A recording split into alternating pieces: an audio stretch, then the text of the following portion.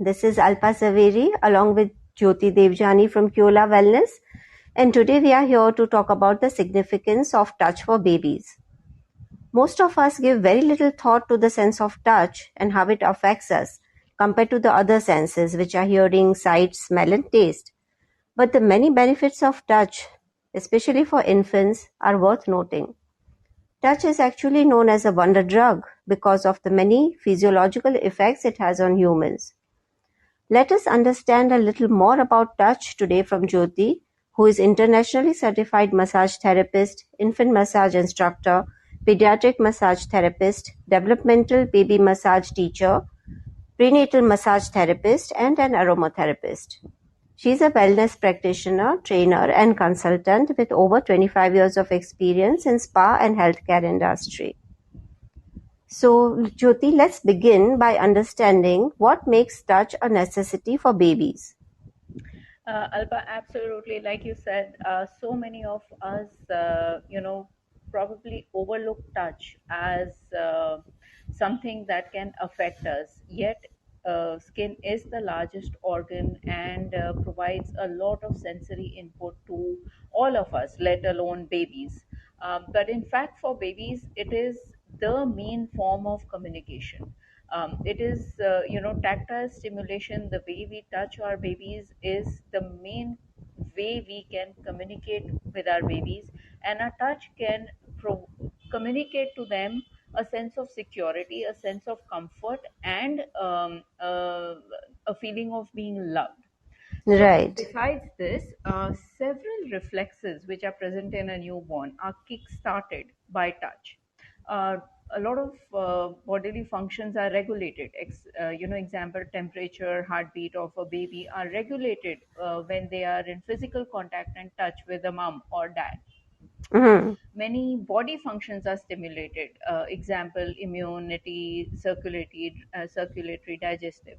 So on a physiological level, touch stimulates pressure receptors which are present under the skin, and these Mhm. carry signals to the vagus nerve. It is one of the main nerves in the body that connects with the brain and rest of the body, and this in turn provides the signal to an overactive nervous system to slow down, lower the heart rate, lower the blood Okay. pressure, reduce the stress hormones. Mhm. So it in turn, in fact, while it reduces stress, it improves immunity. So Right. touch also triggers several neurotransmitters such as serotonin, dopamine, oxytocin, which reduce depression and improve, so-called love, affection, and pleasure. Yeah. Right. Right. That's great to know. And let's get on to when does the sense of touch develop in a baby?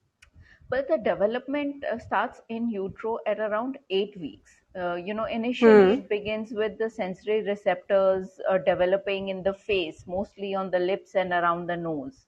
Okay. Over the next several months in utero, the touch receptors begin to develop on other parts of the body. Hmm. By the middle of the third trimester, a baby is able to appreciate a full range of sensations, including heat, cold, pressure, and pain in every part of the body. So, Hmm. when a baby is born, actually, touch is the most developed sense at birth. Also, Right. like I said, it is the largest organ in the body. Yeah. And tactile stimulation, which is stimulating a baby through touch, plays a very key role in how a baby learns about their environment, their world, and their caregivers. Right. Hmm. Correct. Then I would like to understand what is the relation of touch with growth and development in a baby? Well, it affects growth and development on several levels and in many ways. But just to give you an example, it regulates the baby's heartbeat and breathing, helps them better adapt to life outside the womb. It Hmm. stimulates digestion and an interest in feeding. It's very helpful to support breastfeeding and mothering in the mom as well, not just in the Oh. baby, but in the mom as well. It stimulates the release of hormones that support breastfeeding and mothering. That's nice to know. Touch, yeah, touch regulates temperature. So babies don't have Hmm. thermoregulation when they are born, but when they are in physical proximity and they receive touch, they are better able to regulate their temperature. Hmm. Then with touch, parents are able to help baby, colonize their skin with mother's friendly bacteria, providing Hmm. protection against infection. Okay. And touch calms and relaxes both the baby as well as the mom or the dad, whoever's providing the touch. Right. Yeah. Lovely. So, Hmm. having understood the importance of touch so far, Jyoti, it makes me think, can there be any negative effects on babies if they are touch deprived? And in what ways? Well, Alpa, there have been several observations, and then later there have been studies. So babies who don't receive human contact in their first days or weeks of life often are seen to suffer from health problems related to this touch deprivation. Um, Oh. yeah, they may exhibit, a failure to thrive, such as, it was seen in orphanages in Romania, where there were Mm-hmm. a lot of kids filled into these orphanages while they were receiving food and shelter. What they Hmm. were not receiving was individualized attention, love, and Human touch. human touch. Right. Absolutely. So what happened in these crowded orphanages while the food etc. was there? Lack of this Hmm. showed later when researchers from Harvard traveled to Romania to examine the effects of this type of environment, Hmm. and they observed a certain muteness, lack of engagement, social Okay. withdrawal in these children. Mm-hmm. And developmental psychologists such as Tiffany Field later observed that these children whom she saw there were Hmm. physically and mentally stunted. Their growth was stunted. Their Oh. heights and weights were below the normal for their age. And Okay. they showed, delayed development mentally as well as on cognitive tests. Hmm. um, they almost were like, walking around and behaving like children who did not make any eye contact, they didn't talk, they didn't smile. So what was happening without receiving touch on a regular basis? A lot of things were stunted in them in their mental and physical growth. So like we Hmm. spoke of the the vagus nerve, which is stimulated by touch. Hmm. Remember that when you don't receive touch, this nerve isn't stimulated uh, Right. into calming the body. So the Hmm. heart rates don't get lower, the blood pressure, Hmm. the cortisol, the immune destroying power, all this is not kept in check. The Stress levels neuro also maybe stay high. very high, and the Hmm. Hmm. neurotransmitters that are supposed to regulate the mood, we Hmm. mentioned dopamine, serotonin, oxytocin, Yeah. Yeah. they don't kick in, right? Right. So Right. the emotional state is always stressed out.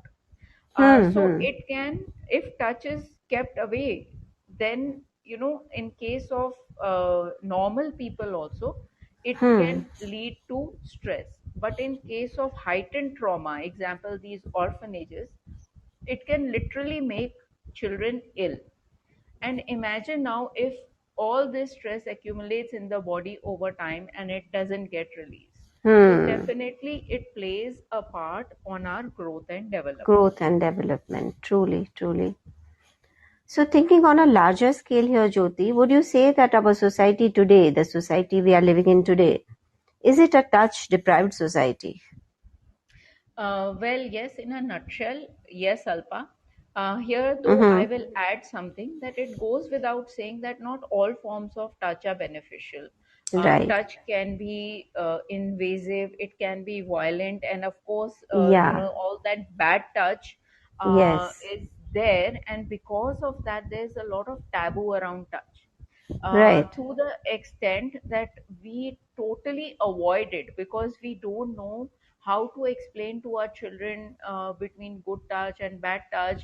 And Hmm. then, due to liability issues at schools, etc., also, now in many Yeah. places, people are not allowed to touch children, which is, of course, right. We want to protect our children.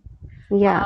But what we forget is that affectionate touch, in particular, is a necessary ingredient for not just babies but humans as such to Yeah. thrive. Yeah.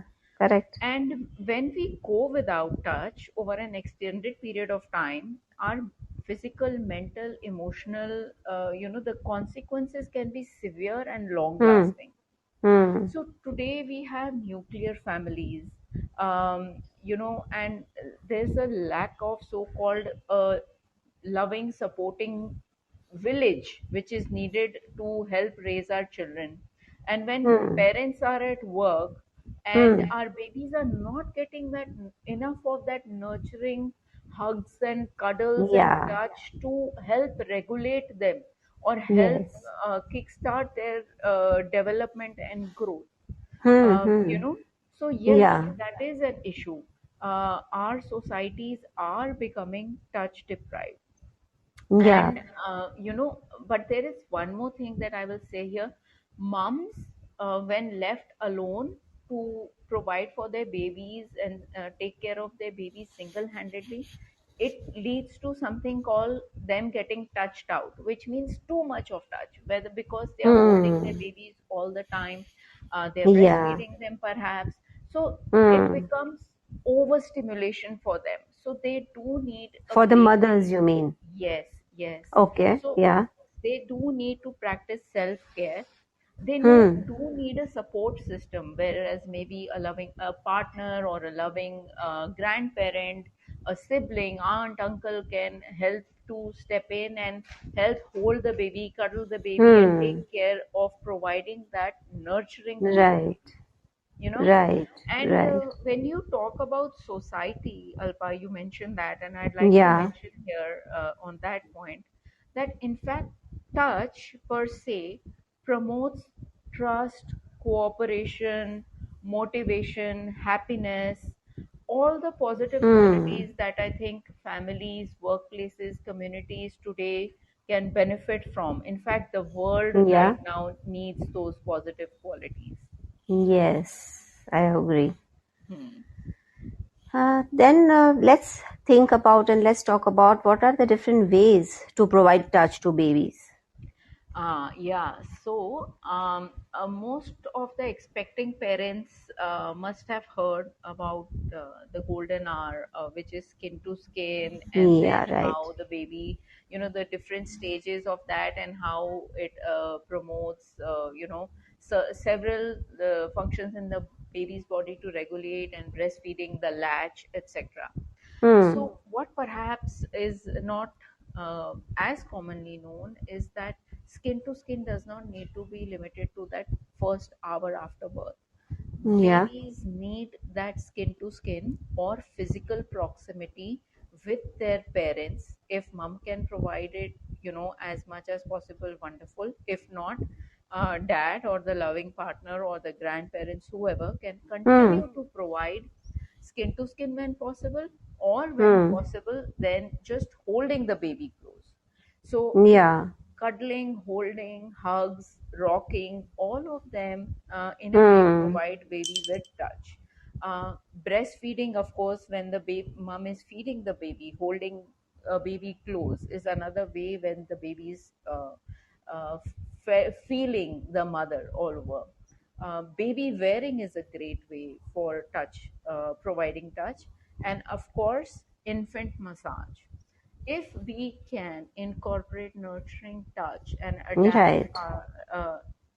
work an infant massage into our routine, in Hmm. everyday caregiving routine, it's a great way to provide nurturing touch to the babies. And not just that, to interact with them, to engage with them, and to help Hmm. support their growth and development on many, many levels. Right. So, as infants and toddlers grow into older children, how to incorporate and continue providing touch to our older children? Well, yes, that's something, parents uh, need to adapt to their child's developmental phases and age. Hmm. So hugs and cuddles can continue as the babies become toddlers. Um, Something can be incorporated in a nightly routine, whether it's a good night back rub or a 5-10 minute massage. Any time of the day, whether it's just the legs, head, back, whatever the children like, you know. So Right. we don't need to stop massaging our children when they are 1 year old. We Hmm. can Hmm. continue massaging them. uh, you know you and I might still like to get a head massage or a foot massage, right? So Yes, of at course. most people like that. So if we are able to provide that kind of relaxation and a de-stress option for our children, it's wonderful.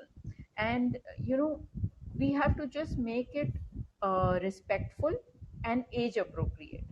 So we Hmm. can also incorporate incidental touch, like your child is sitting doing their homework, we go pat on their back, or we place our hand on their arm to help get their attention. Or if we're Yeah. sitting next to them, they've come back from a game of basketball, and we just pick up one hand and we start massaging the hand or a foot, you know all those things can be ways of keeping the communication going through touch. Right. So this reminds me, Jyoti, of what is said about a picture. Like a picture can convey 1,000 words. I feel after this talk, even a touch can convey 1,000 words, Oh, isn't it? absolutely. It can convey 1,000 words that cannot express what you want to say, Yeah. perhaps. Like Alpa, sometimes we meet a friend who is in a very bad mood or a low mood, and something bad has happened, and we don't know how to express it to them. Hmm. Yet, Hmm. if we give them a hug in that moment, Yeah. that can convey our sympathy, our empathy, and our support Yeah. and our comfort. Yeah, so well said. Yeah. And also makes the opposite person open up about whatever is happening and Yeah, talk about it. yeah, it helps them release Yeah. emotions. Absolutely. Correct. Correct. So, thank you, Jyoti, for all the wonderful information that you have shared with us today, all the knowledge that you have given us. And at the end of this session today, appreciating the wonderful effects of touch, Jyoti and I would be happy to send a little virtual dose of this wonder drug, or as Munna Bhai said, a jadoo ki jappi for all our listeners. To learn more Absolutely. about To learn more about nurturing touch for babies, follow us at Keola Wellness on Instagram. Thank you for joining us today, and we look forward to talking with you next week. Until then, bye and take care. Bye bye, and a virtual hug to everyone. Bye. Bye. Thank you for watching. For more such videos, do like, share, and subscribe to the First Parents.